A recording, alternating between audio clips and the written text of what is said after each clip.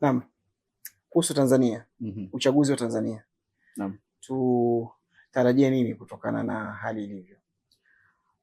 Tanzania kwanza nasema tuombee amani mpaka mwisho. Yani ipite kwa amani, uchaguzi upite na wao wadumu katika amani. Lakini Tanzania imeshangaza wengi, kwa mara ya kwanza wametoka barabarani na wakaandamana. Na si kwamba walishaandamana kama Zanzibar, walishawahi kuandamana na nini.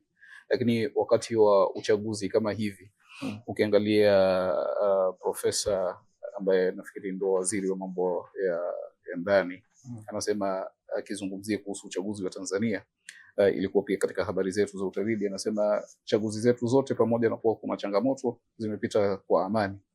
Anasema ni jambo ambalo mpaka majirani wetu walikuwa wakishangaa. Mfano Kenya tumeshazoea sisi time ya uchaguzi lazima kila uchaguzi uko na fujo. Lazima ni vurugu yani.